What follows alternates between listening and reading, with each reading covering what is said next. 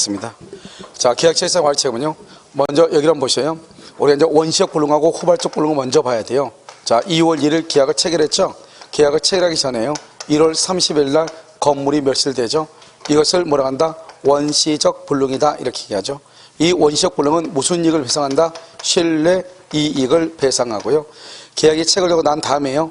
건물이 멸실되죠. 2월 20날이요. 멸실되면 이것을 후발적 불능이다 이렇게 얘기하고요. 이 후발적 불능은 무슨 이익을 배상한다? 이행 이익을 배상한다 이런 말이죠. 그러면 여기서 이제 우리가 여기서 뭐냐 원시적 불능이죠. 원시적 불능이고 여기는 후발적 불능 이렇게요.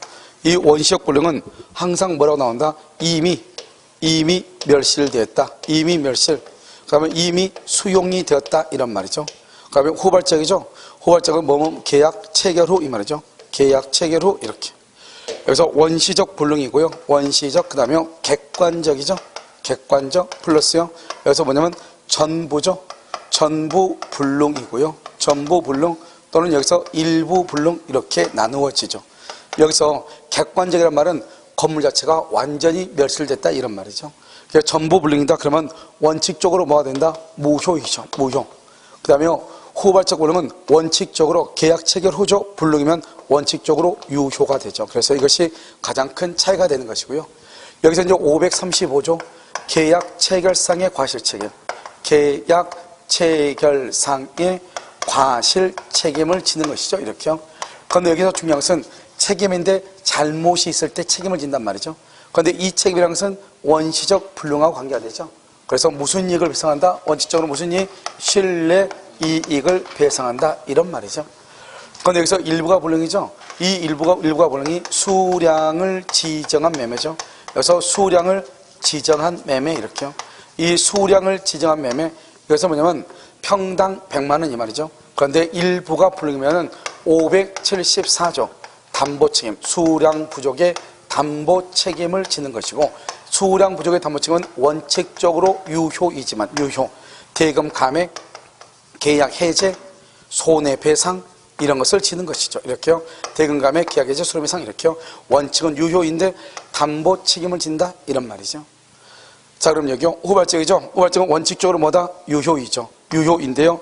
여기서 매도인이죠. 매도인을 뭐라 한다? 채무자다 이렇게 얘기하고요. 여기서 매수인이죠. 매수인을 뭐라 한다? 이것을 채권자다 이렇게 얘기하고요. 여기요. 쌍방이죠. 쌍방 이렇게요. 쌍방 이렇게. 그래서 매도인의 채무자의 잘못이 있죠. 이것을 우리는 뭐라고 표현한다? 이것을 채무불이행이다 이렇게. 채무불이행이다 이렇게 얘기하고요. 채권자의 잘못이죠. 채권자의 잘못으로 불능이 되죠. 이것을 뭐라 한다? 위험부담이다 이렇게 얘기하고 위험부담. 그 다음에 쌍방의 잘못 없이 그건 뭐다? 제3자의 방어라든가 천재지변이다 위험부담이고요. 특히 쌍방의 잘못이 없을 때 우리 이것을 뭐라 한다? 그래서 대상청구권이라고 하는 것도 나오죠. 물론 대상청구권은 잘못이 있어도 나오지만 특히 의미가 있는 것은 잘못이 없을 때 의미가 있고요. 채무불이행이 있으면 계약을 해제하고 그 다음에 손해배상을 청구하고 원상회복을 청구한다 이런 말이죠. 그러면 이 모든 것이 다 후발적 불능과 관계가 있잖아요. 그러면 이제 우리가 시험에 나올 때 어떻게 한다? 다음 중에서 후발적 불능과 관계가 없는 것 그러면 원시적 불능을 찾아라 이 말이잖아요. 그것은 계약 체결상의 과실 책임이 정답이에요. 그러면 후발적 불능은 채무불이행, 해제, 손해배상, 원상회복 의무, 위험부담, 대상청구권 이것이 후발적 불능과 관계가 있잖아요. 그 다음에 또 한 가지는요. 후발적 부분은 매매계약 체계로, 임대차 계약 체계로, 전세권 설정 계약 체계로 이런 말 있잖아요. 일단은 유효가 돼요. 유효이고 여기 원시적 불능은 무효가 된단 말이에요. 그것도 무효가 될 때 계약 체결상의 과실책임은 반드시 전부가 불능이 돼야 되고요. 그 다음에 일부가 불능이죠. 일부가 불능, 다른 말로 하면 뭐다? 계약 면적이 미달된다. 미달. 일부가 불능이다. 이런 경우는 계약 체결상의 과실 책임이 아니고 그것은 담보 책임의 문제가 간다 이 말이에요. 담보 책임. 무슨 말인지 알겠죠? 무슨 책임이다? 담보 책임 이렇게 된다 이 말이죠. 이것을 원시적 불능이고 이것을 후발적 불능이다 이렇게 얘기하죠. 그래서 이걸 가지고 이제 우리가 전체적으로 이제 다시 한번 보면은 계약 체결상의 과실 책임은 어떤 것이냐? 이렇게 갑이 있고 을이 있죠. 갑하고 을하고 2월 1일 계약을 체결했는데요. 이미 이 건물이 1월 30일 날 이미 건물이 멸실되고 없는 거예요. 이것을 뭐란다? 원시적, 객관적 전부가 불능이다 이 말이죠. 이럴 때는 무슨 이익을 배상한다? 신뢰 이익을 배상한다 이 말이죠. 그런데 이 신뢰 이익은 무슨 이익을 넘지 못한다? 이행 이익을 넘지 못한다. 만약에 신뢰 이익이 80이다. 이행 이익이 100이다. 그러면 이행 이익의 범위 안에서 신뢰 이익을 청구하는 거예요. 만약에 신뢰 이익이 100이다. 이행 이익이 80이다. 그러면 얼마를 청구한다? 80. 그래서 신뢰 이행 이익을 넘지 못하니까 80만 청구한다 이 말이죠. 이것을 우리 이제 얘기하는 것이죠. 이렇게요. 자, 두 번째는요. 이 갑이라고 하는 사람은 반드시요. 자기 건물이잖아요. 매도인은. 자기 건물이 멸실된 거에서 악이나 또는 뭐가 있어야 돼? 과실이 있어야 돼요. 악이나 과실. 여기 이 을은요. 반드시 뭐가 돼야 돼? 선이 플러스 뭐가 돼야 돼? 모과실. 선이 플러스 모과실. 반드시요. 그래서 악이나 과실, 선이 플러스 모과실. 그 다음에 원시적, 객관적 전부불능이고 신뢰 이익을 배상을 청구한다 이런 말이죠. 그런데 여기서요. 여기서 이제 중요한 것은 이 갑이라는 사람이 악이나 과실이 아니고 선이 무과실이다. 선이 플러스 무과실이다 이 말이죠. 그래서 선이 무과실이면 갑은 을한테 뭘 하지 않는다? 책임을 지지 않는다 이런 말이죠. 자, 두 번째는요. 이 을이 선이 무과실이죠. 을이 선이 무과실인데 을이 만약에 악이 또는 과실이 있죠. 악이 또는 과실이 있다. 그럼 어떻게 한다? 책임진다 안 진다? 안 진다 이런 말이죠. 그래서 악이나 과실이 있으면 책임을 진다 안 진다? 안 진다 이런 말이죠. 알겠죠? 이것을 우리는 뭐란다? 계약 체결상의 과실 책임이다 이렇게. 그래서 먼저 여기를 먼저 정리를 하죠. 1번 보시오. 계약 체결상 과실 책임. 원시적, 객관적 전부불능으로 계약이 무효일 경우 급부불능을 알았거나 알 수 있었을 때 여기죠. 악이 알았다, 악이 알 수 있었다 과실이죠. 갑은 이 말이죠. 갑은 신뢰 이익 배상을 책임이 있다. 2번요. 채무자는요. 고의나 과실. 여기 봐봐요. 악이나 과실이 있어야 되고요. 만약에 채무자가요. 뭐가 되면 선이 무과실이면 선이 무과실. 책임을 진다 안 진다? 안 진다. 상대방은 반드시 뭐가 돼야 돼? 선이 무과실이 돼야 되는데요. 만약에 상대방이 악이나 과실이 있으면 또 갑은 을한테 책임을 진다 안 진다? 안 진다. 그래서 3번은요. 계약 체결 시 목적의 불능을 알았던이 악이죠. 알았던 계약의 당사자는 이를 알 수 있었던 악이죠. 알 수 있었던 상대방 봐봐. 여기 이 갑은 알았던 그러니까 악이죠. 그런데 이 을도 상대방이요. 선이 무과실이 돼야 되는데 알 수 있었던 그 말이 무슨 말이죠? 알 수 있었던 그 말은 을이 과실이 있다. 알았다 악이 알 수 있었다 과실이란 말이죠. 그러면 과실이 있다 을이. 그러면 과실이 있으면 을이 선이 무과실이야 갑이 을한테 책임을 지는데 을이 지금 선이가 아니고 선이인데 무과실이 아니고 과실이 있다잖아요. 그러면 갑은 을한테 책임을 진다 안 진다? 안 진다 이런 말이죠. 그 다음에 4번은요. 우리가 신뢰 이익 배상을 하죠. 그러면 신뢰 이익이라는 것이 무엇이냐? 계약의 유효를 믿었음으로 인하여 받은 손해. 계약의 유효를 믿었음으로 인하여 받은 손해. 그런데 이것을 신뢰 이익이라고 하고요. 세 번째 쪽 끝에요. 계약이 유효함으로 인하여 생길 이익. 계약이 유효함으로 인하여 생길 이익. 이 이익을 이것을 이행 이익이라고 그래. 이것을 뭐하지 못한다? 넘지 못한다 이런 말이죠. 넘지 못한다 이렇게. 자, 오른쪽 문제 한번 봐봐요. 66번 문제. 66번 뭐라 나와 있죠? 갑은 을에게 그림을 매각하는 매매계약을 체결했다.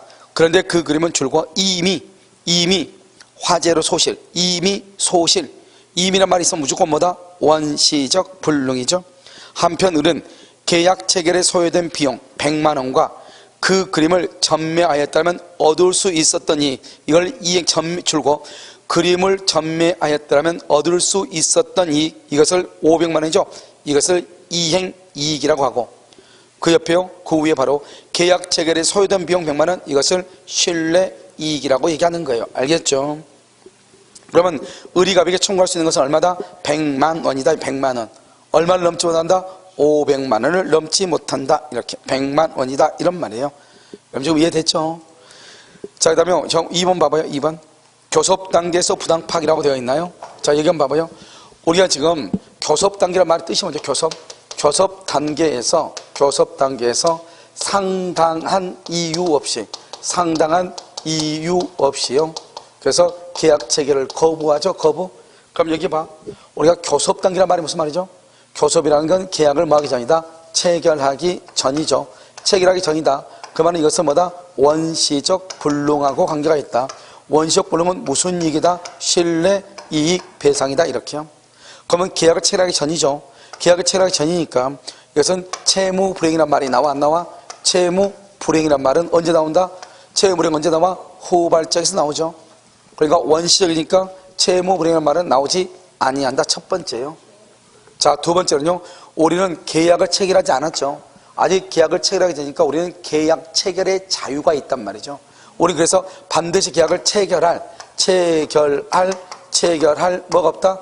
체결할 의무가 있다 없다? 의무가 없다 이 말이죠. 계약을 체결할 의무가 없다 이렇게. 그래서 의무가 없고요. 의무가 없고 채무 불이행이 없고요. 우선 알겠죠. 자, 그다음에 상당한 이유가 없어야 돼. 없이 거부해야 돼. 상당한 이유가 있으면 적법이에요. 상당한 이유 없이 거부하죠. 이것을 우리 뭐란다? 불법행위라고 그래요. 왜요? 채무불이행이라는 말이 안 나오니까 불법행위죠. 불법행위에 의해서 손해배상이죠. 그 손해배상은 신뢰이익배상이죠.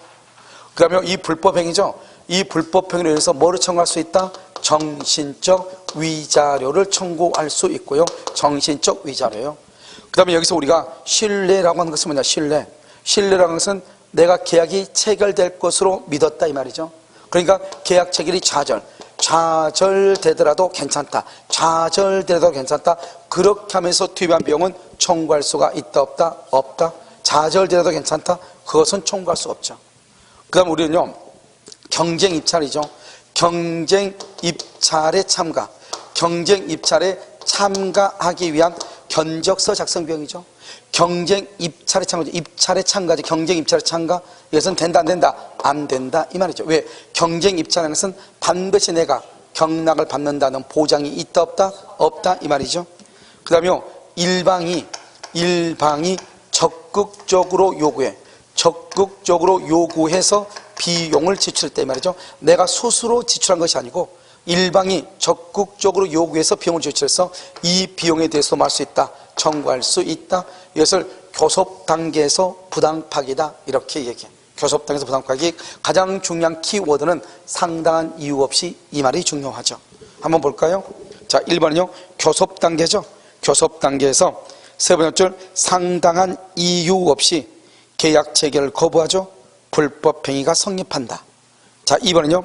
불법행위를 구성하는 경우 무슨 이익 배상한다? 신뢰이익이다. 왜요? 계약이 체결되기 전이니까. 계약이 유효하게 체결된다고 믿었던 것에 의하여 입었던 손해, 즉 신뢰 손해에 한정되고, 이 신뢰라는 것은 계약 체결을 믿었다 이 말이죠. 그래서 계약 체결이 좌절되더라도 어쩔 수 없다고 생각하고 지출한 비용, 그것은 포함된다 안 된다? 안 된다. 포함되지 않는다. 3번은요. 이행의 착수가 상대방의 적극적 요구에 따른 것이다. 적극적 요구에서 비용을 들어갔죠. 그 비용에 대해서 말 수 있다. 청구할 수 있다. 4번은요. 정신적 고통이죠. 정신적 고통도 뭐다? 청구할 수 있다 없다? 있다 이렇게. 여기까지를 뭐란다? 계약 체결상의 과실 책임이다 이렇게 얘기하죠. 그래서 여러분들 이걸 이제 우리가 볼 때 계약 체결상 과실 책임은 갑은 반드시 악이나 과실이 있고 을은 반드시 선이 무과실이 돼야 되고, 갑이 선이 무과실이면 책임지지 않고, 을이 악이나 과실이 있으면 갑은 을한테 책임지지 않고, 원시적이니까 신뢰 이익을 배상하고 이행이익을 넘지 못한다 이 말이죠.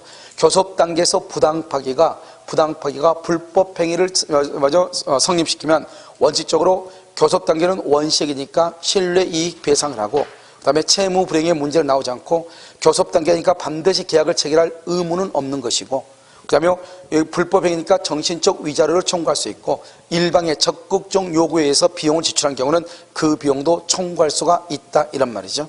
그 다음에 여기는 원시적 불능과 후발적 불능인데, 이것은 민법 총칙에서 우리가 한번 봤던 것하고 똑같아요. 그래서 우리가 민법 총칙에 보면 가능성이라고 하는 것이 나온단 말이죠. 거기에 나온 것하고 똑같다 이런 말이죠. 여기서 잠깐 쉬었다가요 다시 하도록 그렇게 하겠습니다.